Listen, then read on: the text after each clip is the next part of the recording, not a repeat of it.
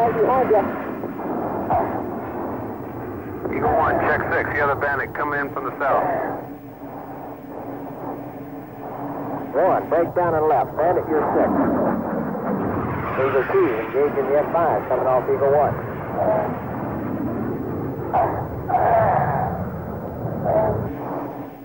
Snapshot, F5, right-hand trip.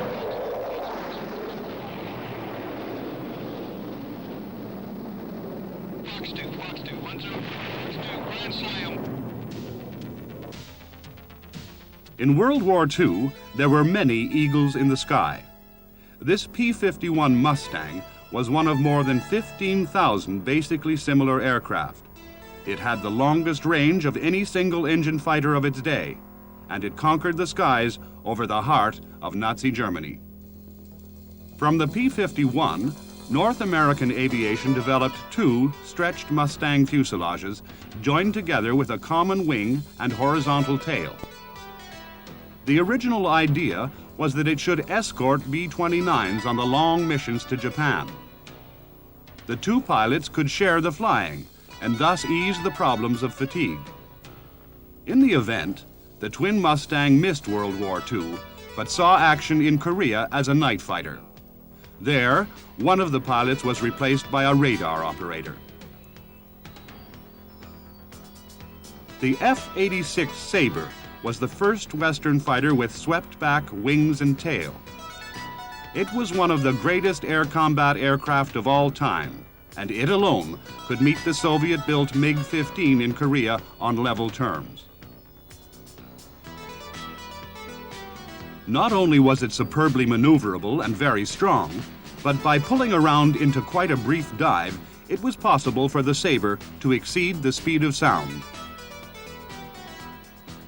The Eagles were getting more complex, and pilots had a lot more to learn. The next generation jet fighter was the F-100 Super Sabre. Thanks to a mighty afterburning engine which could blast out a thunderous flame at the rear, the F-100 could fly faster than sound in level flight. These were early days for supersonic flying, over 30 years ago, and the F-100 was not quite as good a dogfighter as its predecessor. But it equipped the U.S. Air Force Thunderbirds display team, and their noise, smoke, flame, and tight formations were something new and exciting. In Vietnam, the Super Sabres flew many different kinds of missions.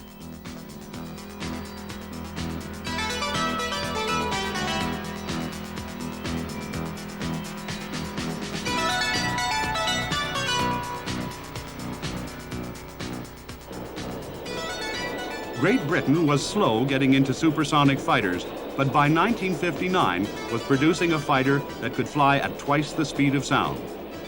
The Lightning had a radar in the nose for intercepting hostile airplanes in all weather.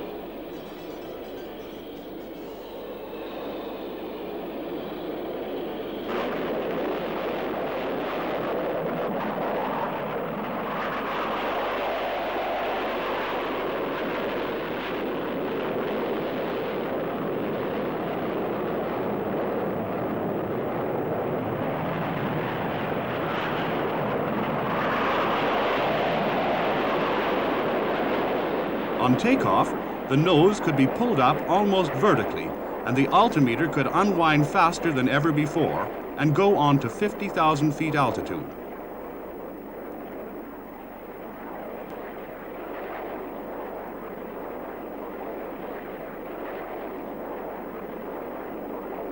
Even at Mach 2, the Lightning could roll rapidly and pull around in a hard turn.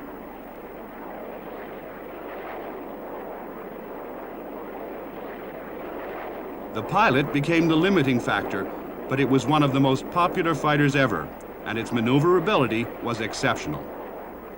The wing was swept back at the acute angle of 60 degrees. At the back were 2 engines, uniquely arranged one above the other. For the first time, here was a fighter whose engine thrust could be about the same as the aircraft's weight.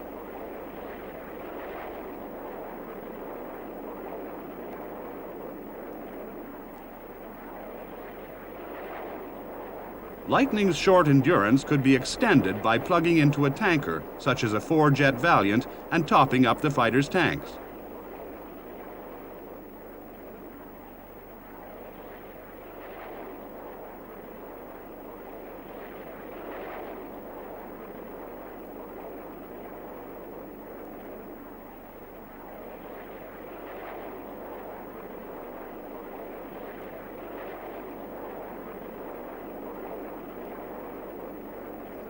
Lightning pioneered the concept of hot ass, hands on throttle and stick, each hand having different switches and buttons under each finger or thumb. These could be used to obtain the target on radar, decide the best moment to attack, and lock on to infrared emissions from the enemy's engines.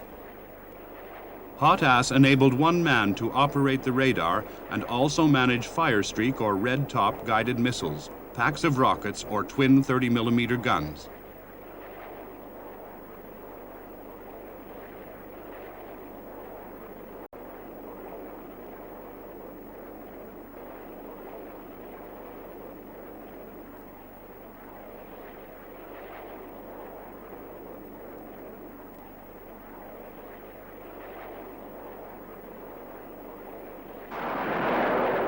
A single hit with a missile would destroy most aircraft.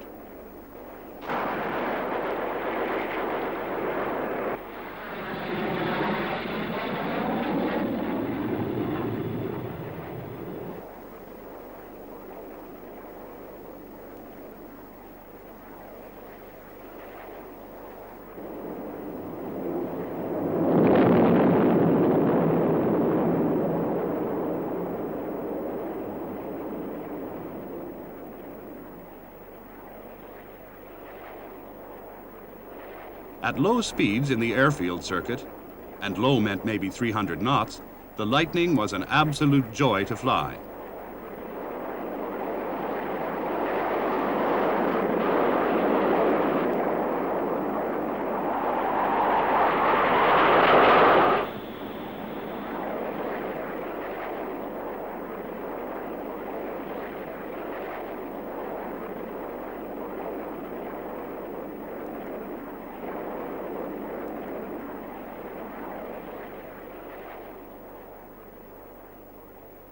'74 Squadron, based at Coltishall, became the first operational Royal Air Force Lightning unit.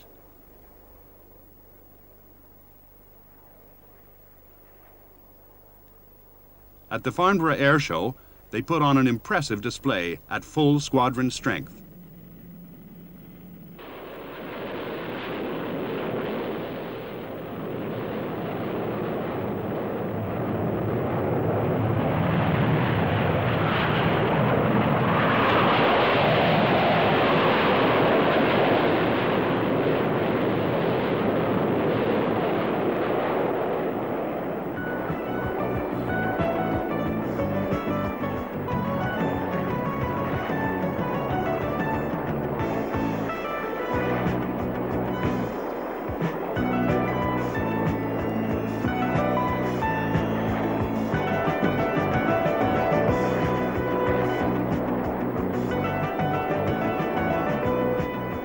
When the Lightning entered service almost 30 years ago, the McDonnell Aircraft Company in St. Louis was flight testing the first F-4 Phantom IIs.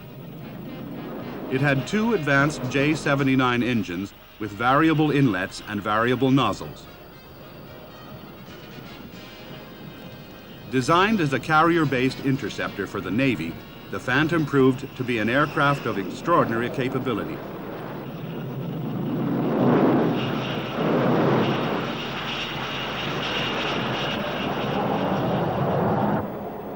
It had a crew of two, the backseater having charge of the extremely powerful radar.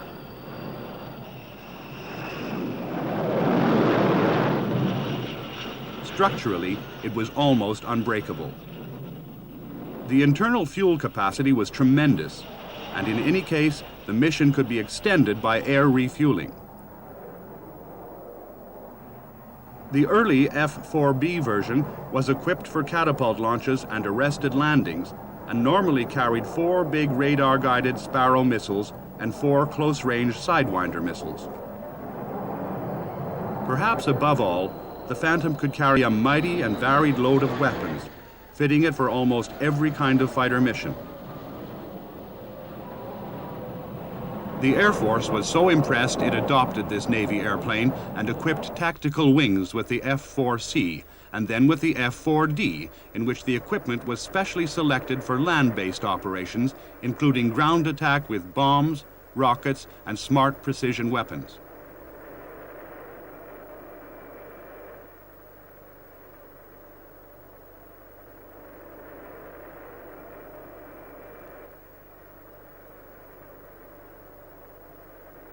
In Vietnam, the F-4 was unquestionably the #1 warplane.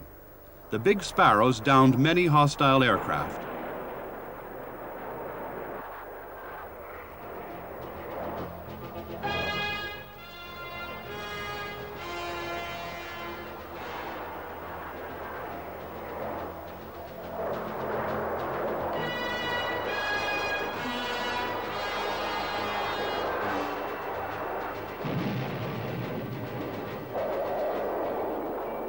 Sometimes a cannon pod was carried externally, and at close range, the gun was often lethal, even against such an agile target as the MiG-17.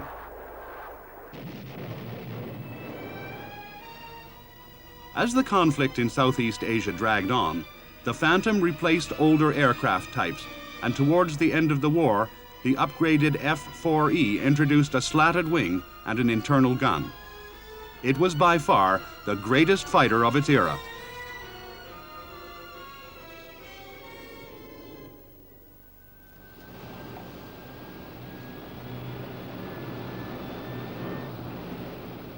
In contrast, Sweden can never hope to build fighters in great quantities, but it builds very good ones and has had no failures. The latest type in service is the Saab Viggen, or System 37.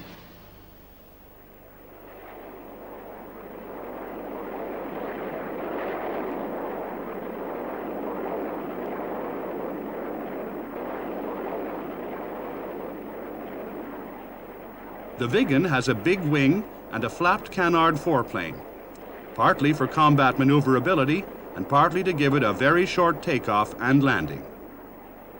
Unlike some countries, the Swedes know that should its air force ever have to go to war, nothing parked on a regular airfield is likely to survive. So they design their fighters to operate from country roads and other dispersed and hidden locations. The JA-37 fighter version can carry 4 Skyflash missiles, probably the best radar-guided missile currently in service, and sidewinders. There is also a powerful gun. Using the advanced multi-mode radar display, Swedish pilots have total confidence that their Skyflash missiles will find their targets.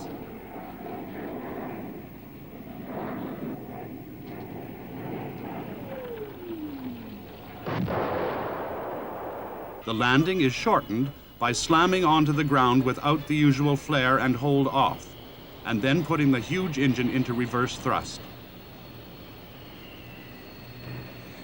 In France, the latest fighter in service is the Mirage 2000. Though it looks very much like the Mirage 3 of over 30 years ago, the 2000 is a completely new fighter. For long-range interception, Mirage 2000 carries the Super 530 or 530D radar-guided missiles. The Mirage 2000 features the modern style of unstable design which enhances maneuverability. This is made possible by a fly-by-wire or electrically signaled control system, incorporating lightning-fast computers. Unlike earlier Mirages, the delta-shaped triangular wing has powerful leading edge slats, which in combat can be used in conjunction with the main trailing edge elevons to increase wing camber or curvature. This greatly improves turn radius without suffering the rapid fall-off in speed of earlier Mirages. For close-in dogfighting, the Magic infrared homing missile can be used. 2 internal 30mm guns are also fitted. Though it can carry ordnance for ground attack missions, the Mirage 2000C the version initially put into service, is first and foremost an air combat fighter.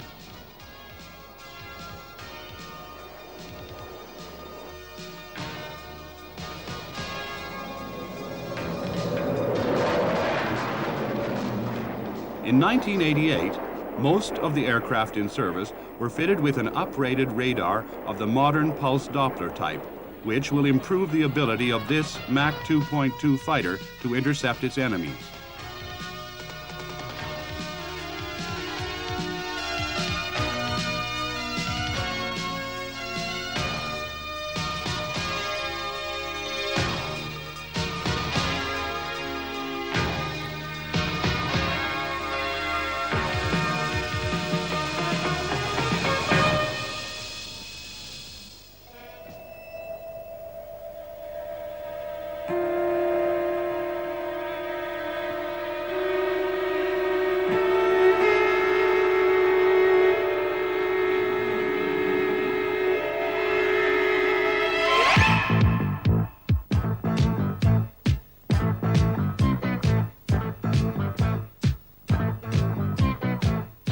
Like the Mirage family, the Northrop F-5 was originally designed in the 1950s.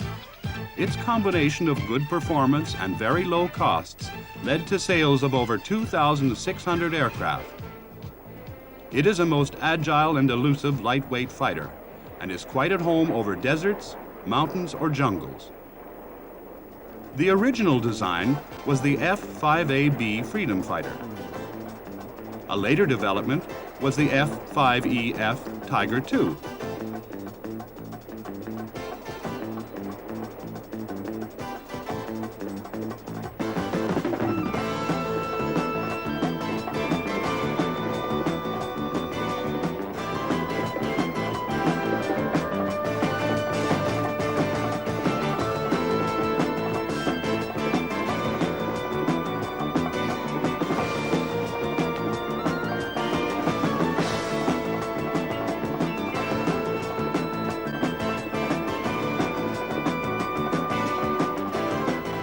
The F-5's combat range can be extended by in-flight refueling.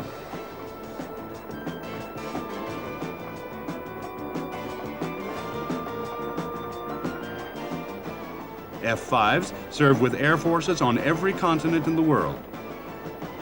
As an export fighter, the F-5 was not intended for the U.S. Air Force or Navy, but in the event, both services have bought the F-5E and two-seat F-5F to serve in the aggressor role.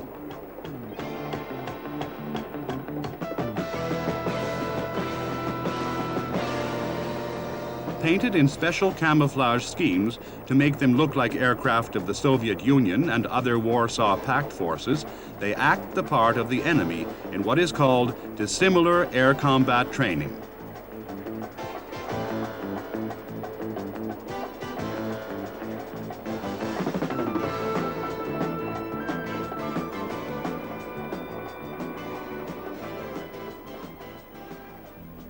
At Air Force bases, such as Nellis, Nevada, and Alconbury in England, as well as at the naval air stations, Oceana in Virginia, and the Top Gun School at Miramar in California, F-5s prepare every day to take off and act the role of the enemy.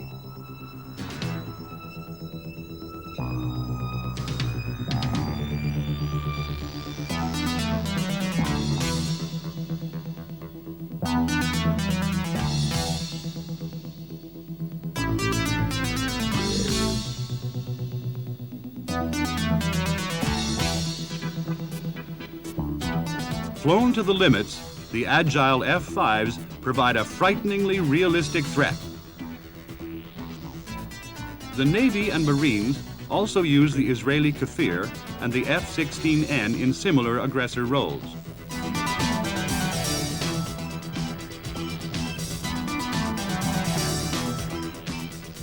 Flown by the best fighter instructors, well-versed in Soviet tactics, the aggressors teach America's young combat pilots how to fight and how to win. Each aggressor mission is preceded by a detailed briefing. These instructors will teach their opponents that they have to use their brains, their eyes, and pretty well all their fingers and toes. To beat them, you simply have to be good. And repeated workouts, like these flown against Air Force Eagles, hone the pilot's abilities razor sharp. Eagle 1, Tally 1, visual. Where's the other one? No, you don't even see. Eagle 2, Tally 1, I just passed. No drag yet. Gun stacking, kill. Eagle straight up. 2, break up and right for guns. Bandit, you're 6, 2,000 feet. Are you going to gun fight? Yeah, I do. Okay, I'm right behind you. Eagle 1, check 6. The other bandit coming in from the south. 1, break down and left. Bandit, you're 6. Eagle 2, engaging the F5, coming off Eagle 1.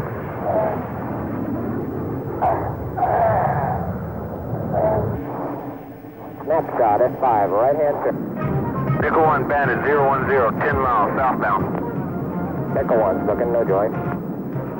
Nickel 2 is Tally, right, 1 low. Execute. Okay, 1 coming back in. I'm engaged at 50 PMB. The other one should be north of me. Roger, visual. Cloud. 2's coming left, the other bandit's to the left turn at 15,000. 1, roger. Pressure. Mine's trying to take it down. I got everybody merged. I got 2 fights going up, and I'm going for guns. Snapshot, F5, right turn. 2, come off left. My man's coming up after you. I got 2 coming left.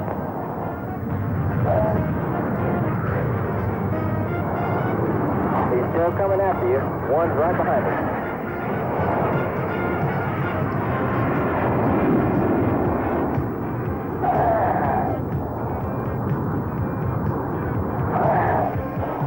Track and kill, F5, right turn. Nickel 2's engaged.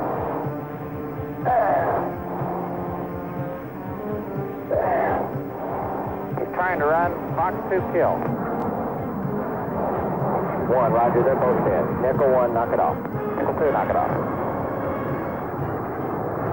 Terrestrials will always be here. It was an idea, and it's a beautiful idea. Roger, Eagle 1, knock it off. Eagle 2, knock it off. GCI copies, knock it off.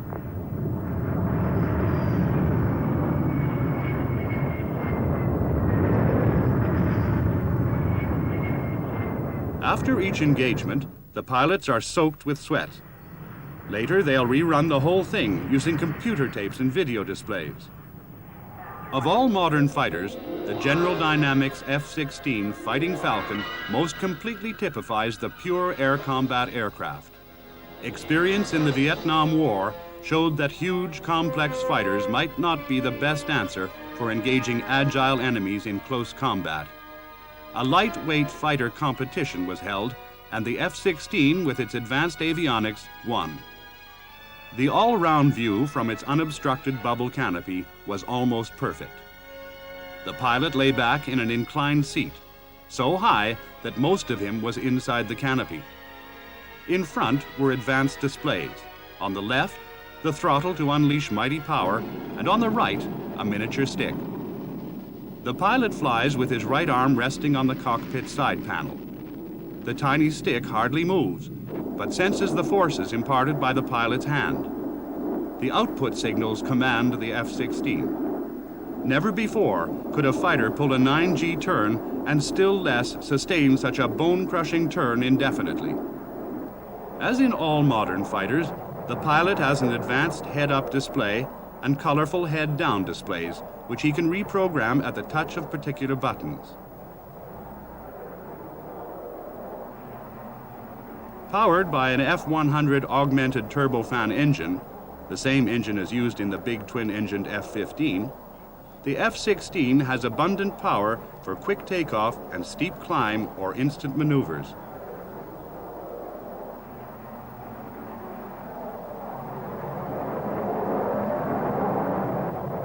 Originally, the air combat weapons were limited to sidewinders and a gun inside the left wing root.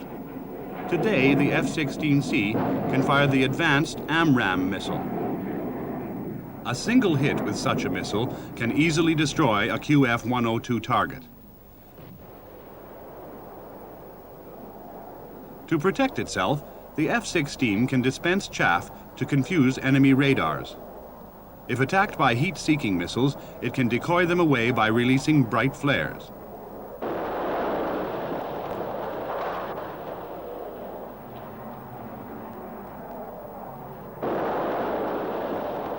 Hill Air Force Base, Utah, was selected to become the launch pad for the Fighting Falcon. Not only was this base the home of the first F-16 combat unit, but it has also trained pilots and engineers from almost every one of the many foreign customers, including the 4 major NATO European air forces who helped launch the program. The Falcon entered service at Hill in the first week of 1979, 5 months after its maiden flight. It was then still a very new aircraft, and Hill not only explored its reliability and maintainability under service conditions, but also kept discovering new capabilities. Hill gets all kinds of weather, from scorching summer heat to Arctic conditions in winter, and the first unit, the USAF 388th Tactical Fighter Wing, subjected the new aircraft to a grueling series of intensive operations, finally becoming fully combat ready in October 1980. Throughout, the F-16's performance was brilliant. First overseas customers were the 4 European NATO air forces, Belgium, Denmark, the Netherlands, and Norway. All 4 countries shared in the manufacturing program, with F-16 assembly lines in Belgium and the Netherlands, from which have come well over 400 aircraft. Norway's aircraft tend to operate for much of the year in icy conditions.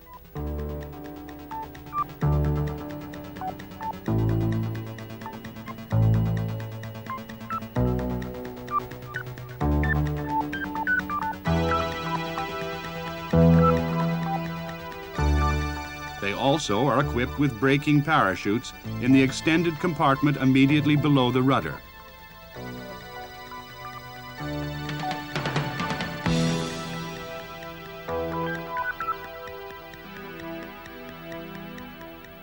All F-16s are fitted with comprehensive electronics and targeting equipment.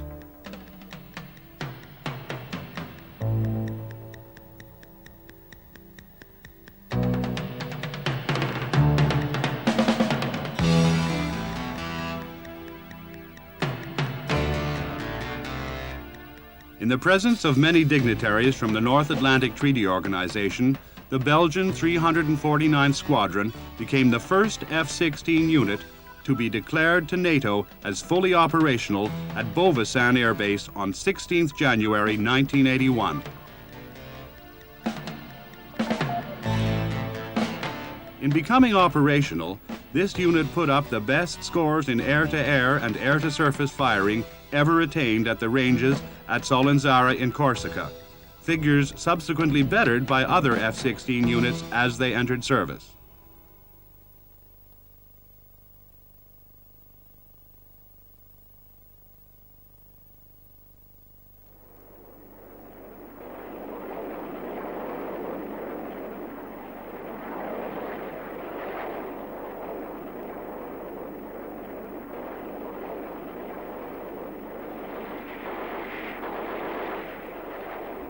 Belgian F-16s appear similar to those of the Norwegian Air Force, with the prominent extension above the jet nozzle, but in place of a parachute, the compartment houses electronic countermeasures equipment.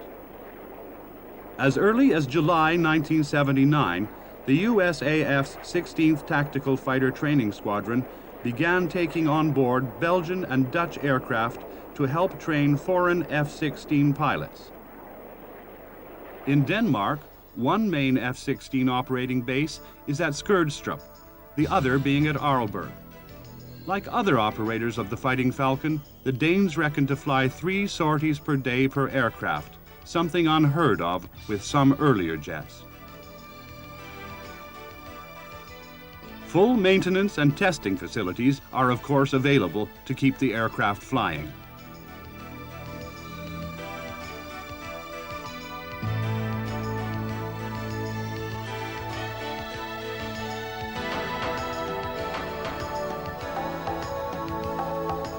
In numerical terms, the most powerful European F-16 force is that of the Netherlands.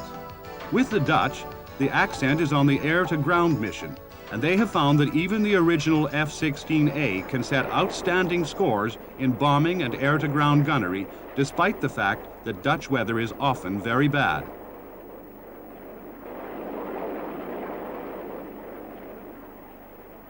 Most F-16A customers are participating in various staged improvement plans for upgrading avionics and weapons capability. However, the basic aircraft starts off with an unrivaled combination of reliability and agility. In particular, the combination of a sustained 9G turn, reckoned to be a unique capability, though the MiG-29 may come somewhere near this, coupled with the world's best all-round vision from the cockpit, makes the F-16 the fighter every pilot would love to fly.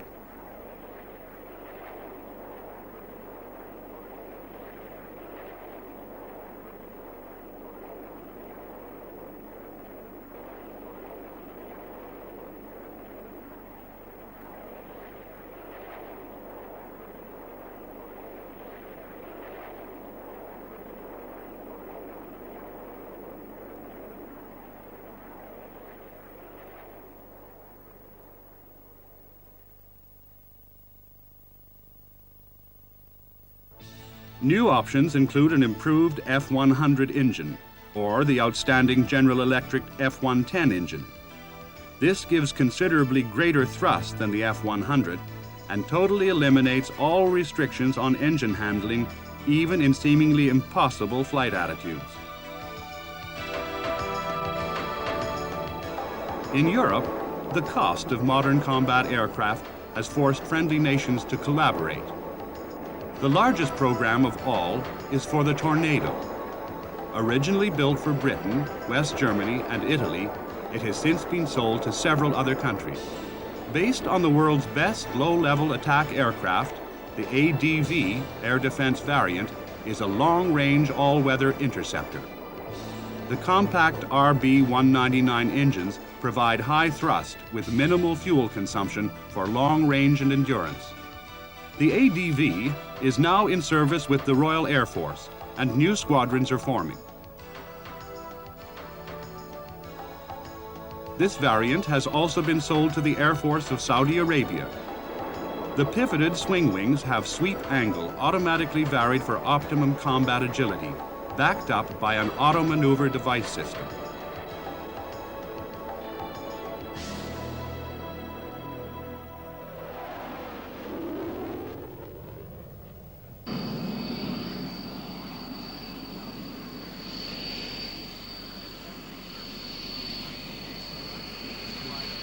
All Tornadoes are designed to sustain operations with minimum ground support. An inbuilt gas turbine auxiliary unit provides power on the ground for every purpose, including starting main engines. The engines have built-in thrust reversers to stop the aircraft quickly after landing without need for a drag chute.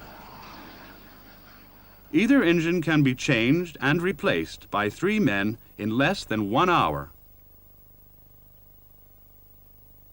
Almost half the external surface of Tornado is made up of quick access doors and panels, none of which need special tools to open or close.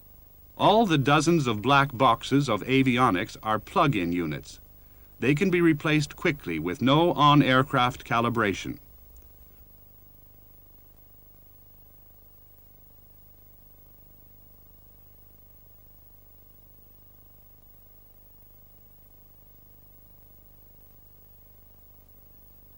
Most units are self-testing, and their serviceability can be checked at a glance on a central maintenance panel. Any fault can be easily located.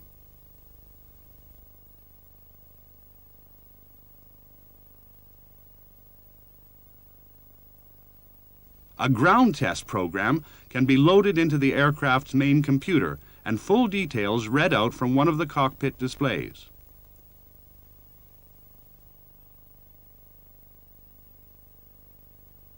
To refuel, you merely set the amount required, and the system will cut off at that level.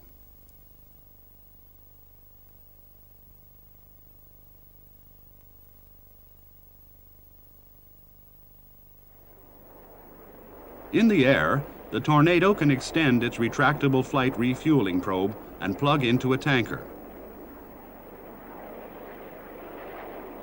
Fuel can even be accepted from another Tornado operating in the buddy tanker role. The navigation accuracy of Tornado is legendary. This is handled by the back seat member of the crew. In the Strike Tornado, he faces 3 main electronic displays. One on the left can be in the navigation format. The other on the right is in the mission planning format. In the center is a moving map display. The central display can also have a detailed radar picture superimposed on it, giving a precise picture of aircraft position.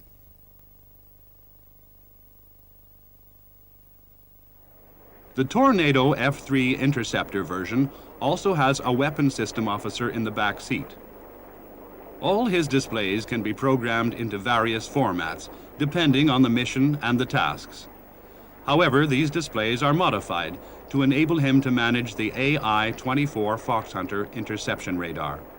Foxhunter can detect targets at long range, track while scanning for fresh targets, and operate in severe electronic warfare conditions.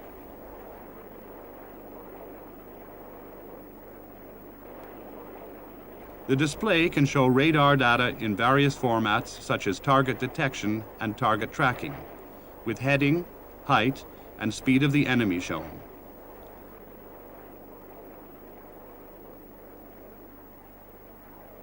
High-resolution radar mapping is also available for accurate navigation. Tornado ADV's principal weapons comprise the Skyflash and Sidewinder missiles, usually 4 of each, and a gun. To accommodate the Skyflash missiles in tandem, the fuselage was lengthened, and this has had the effect of providing room for 10% more fuel, giving extended range or longer time on station during combat air patrols.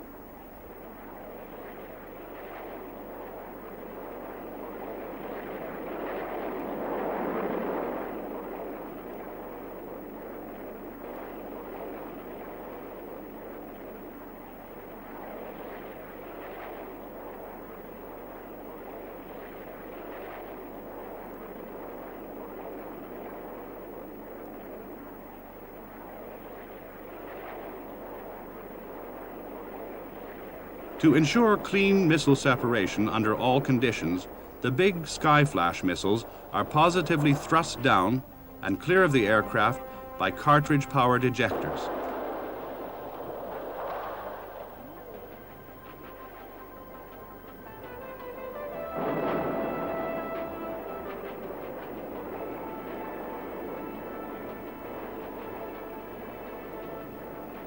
Altogether, the Royal Air Force believes the Tornado F-3 is the most potent all-weather interceptor in production.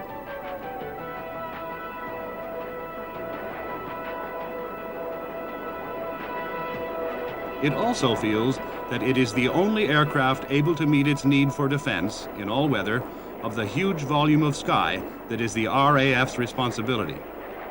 This covers Britain's own airspace, the North Sea, and extends west to Iceland and north to the Arctic.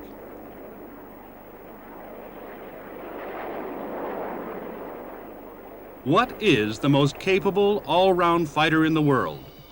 Some people would consider the U.S. Navy's F-14 Tomcat had a good claim, even though it entered service as long ago as 1972. F-14 squadrons of the Atlantic Fleet are progressively rotated through Oceana, Virginia for combat training with Fighter Squadron 43, the Challengers. This Navy outfit uses a variety of aircraft, including the F-5, T-38 Talon, and specially equipped TA-4J Skyhawks to provide dissimilar air combat training comparable to that given to the Air Force by its aggressor squadrons. Here, Tomcat pilots are briefed for their mission over the range. Their role, flying from a simulated carrier, is to provide air defense against an attack by hostiles from Squadron 43, in this case, 4 F-5s. The job of the Challengers is to move down the corridor, penetrate the air defense screen, and sink the carrier. The job of the F-14s is to stop them. Weather, communications, weapons, and the extent of hostile penetration are all taken into account to determine the F-14's tactics. And at the Challenger's briefing, Commander Foltz, 4 versus the Jollies, we can count on them having 4 up jets, up radars, and aggressive tactics. Our experience with them has been that they come to fight. Let's go for it.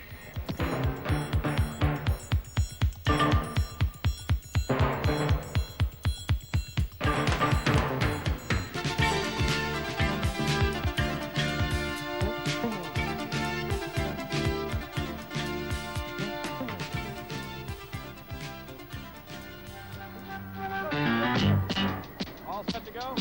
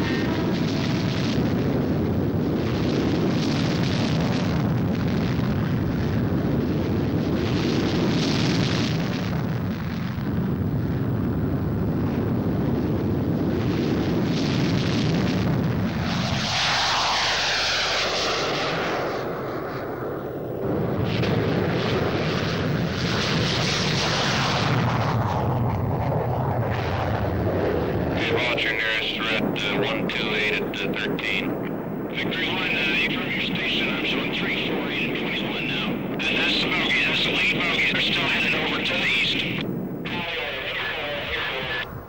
Hey, Doug's got one. Break it out for that, Victory 4 on the fights. 325 is 16 now. I got him down there along. 4 feet by the Fox 1. Fox 1. Okay, he's dead. Coming on one. I'm engaged again on it. Could be heading toward the northwest. Keep an eye on that guy. I'll get him wrapped up. Hey, Tom, Turkey 050. Keep man down 3 o'clock high with both. Victory 4 is guy, yes, south. Doug, you're gonna have to haul Chili. Of course I am. Okay, good kill.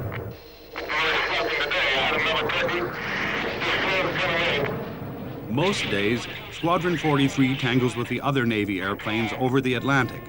The entire airspace, as well as the aircraft themselves, is electronically instrumented to form an air combat maneuvering range. This enables every engagement to be recreated electronically so that it can be played back afterwards and analyzed in detail.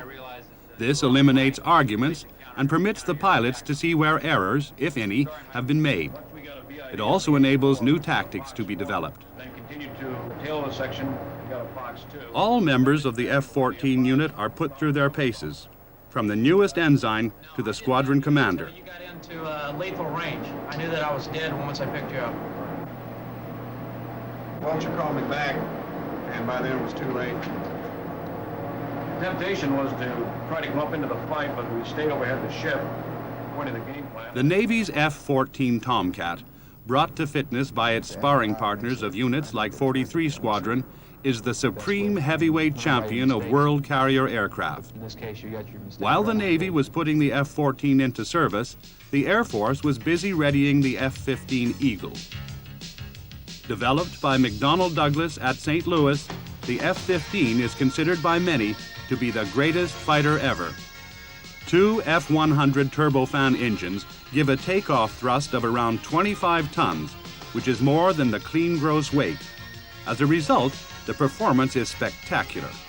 As soon as the wheels leave the ground, you can haul back on the stick and point the nose straight up. Within 3 or 4 seconds, the rate of climb can exceed 50,000 feet per minute. The F-15's wing is crucial to its maneuverability, and it gets its power mainly by being very large. Wing area exceeds 600 square feet, which is about the size of a medium bomber's wing in World War II, and 3 times as big as a typical World War II fighter. The wing's lifting power is so great that the latest version, the F-15E, can carry not only a huge load of fuel, but also a bomb load of over 23,500 pounds. The maximum loaded weight of the F-15E version is 81,000 pounds, which is heavier than any World War II heavy bomber and 10 times as heavy as a typical World War II fighter. Despite this, the F-15 has fantastic flight performance, with a top speed 2.5 times the speed of sound. Unfortunately, it also needs extremely strong and level paved runways, and the Air Force has belatedly begun to wonder how it can keep its F-15s flying if their big and vulnerable bases should be destroyed by enemy air or missile strikes.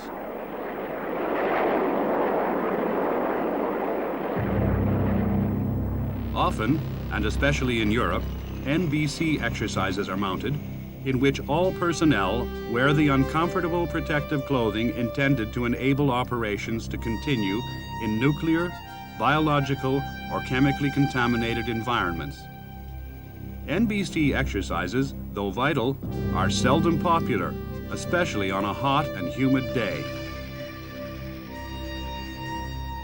Even when wearing the protective clothing, all personnel have to be able to carry out their allotted tasks, both outside on the airfield and also within hardened aircraft shelters.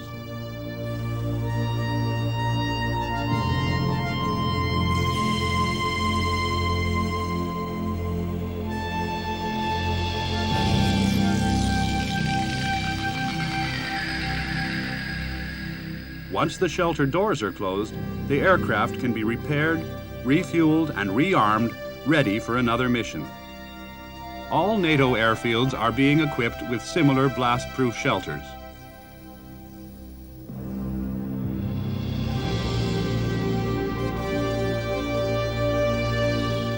Regular deployment to Europe of F-15 units, normally stationed in the U.S., such as these from the 1st Tactical Fighter Wing at Langley, Virginia, enable both pilots and ground crews to familiarize themselves with the problems of operating from frontline air bases.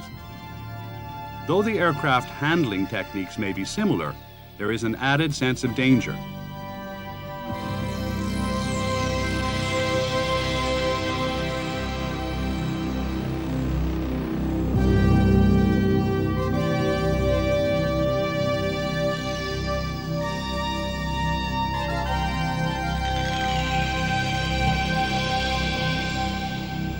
It is also particularly important in the event of a scramble to get as many aircraft into the air as fast as possible so that they are not caught on the ground by an enemy's preemptive strike.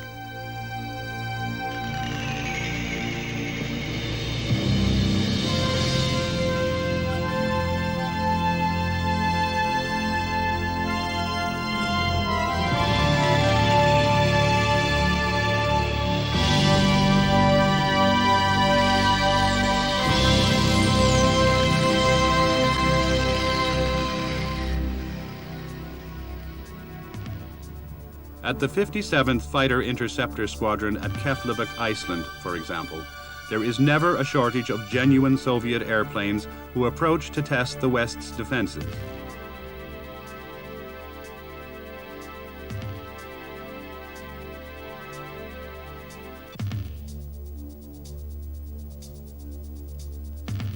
At this and many other Eagle bases in the States and around the world, the pilots and highly skilled ground personnel get on with the never-ending task of keeping 1,000 U.S. Air Force Eagles in the top line and ready to go.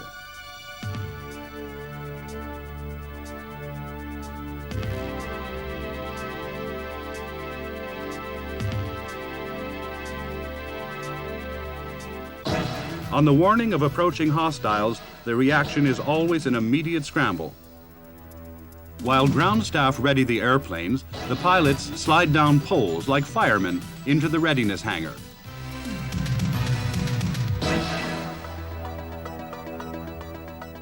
There they try to save precious seconds as they don flying clothing and climb up to the lofty cockpit. The access ladder is removed, harness is adjusted, bone dome pulled on, and the canopy closed.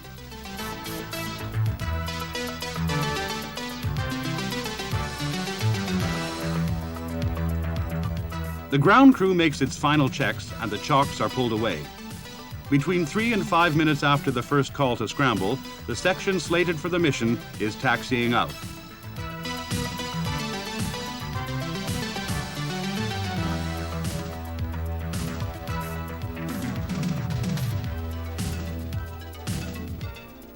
Then comes the thunderous surge of power as the engines go into full afterburner.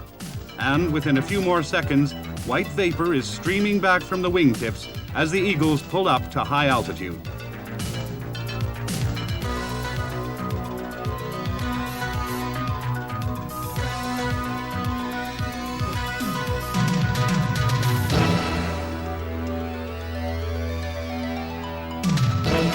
The Eagle was developed to counter the Soviet Union's MiG-25 Foxbat. But unlike the Soviet aircraft, the F-15 was, from the start, planned as an agile dogfighter. At the same time, it has great range, all-weather capability, and a standoff kill ability using radar-guided Sparrow air-to-air missiles. Like other Air Force fighters, the F-15 needs plenty of fuel. The internal fuselage tanks can hold over 2,000 U.S. gallons.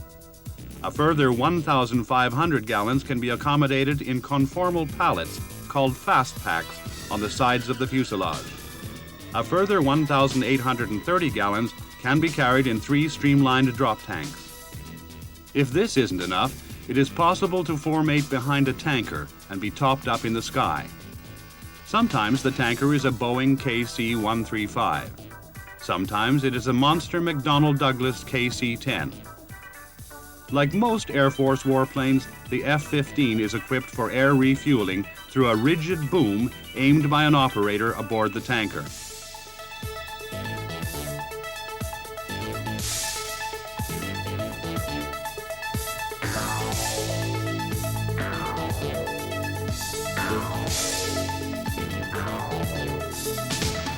After the mission, the Eagles return home for a rapid turnaround, ready to go again. Back at base, for example at Bitburg in Germany, there are 1,000 tasks to be done by teams of skilled people working together to prepare the Eagles for another sortie. The job? To get their aircraft back in the air as fast as possible. Systems must be checked.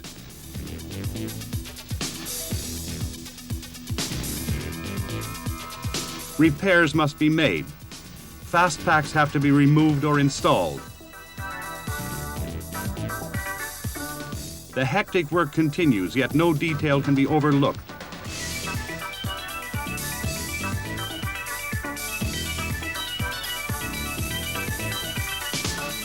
Records are kept and base security is maintained.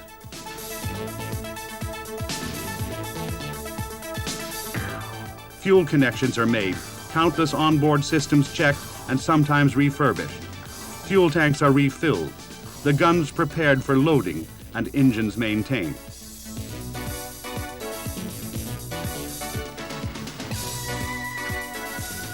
Meanwhile, the pilots are briefed and tasked for new missions.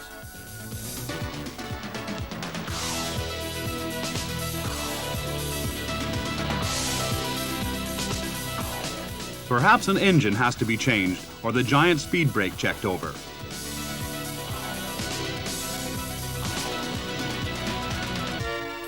Sidewinder missiles are prepared. The Delta wings are clipped onto the big Sparrow missiles. All the air-to-air missiles, which are the Eagle's Talons, are ready.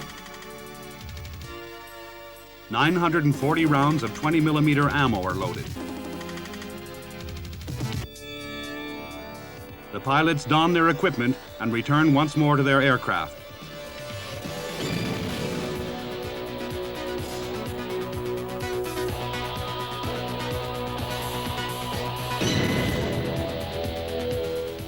Final ground crew checks are made. The chocks are kicked away, and another F-15 sortie begins with a 100% serviceable airplane.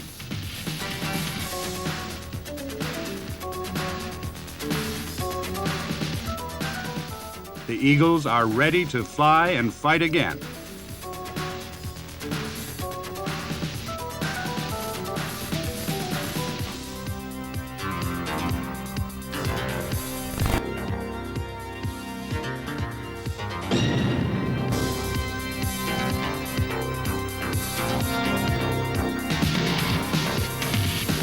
Back in the sky, the F-15 pilot is once more working under great pressure to watch his displays, hands on throttle and stick, to defeat his enemies.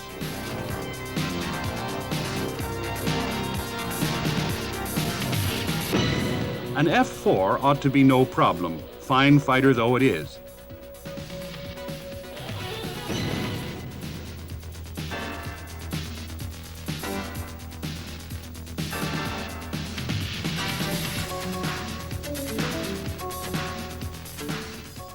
The nimble little F-5 may be a little harder, but any competent F-15 jockey can soon get the pipper on the target. In real action, the target could be engaged with guns, or at rather greater ranges, by a sidewinder.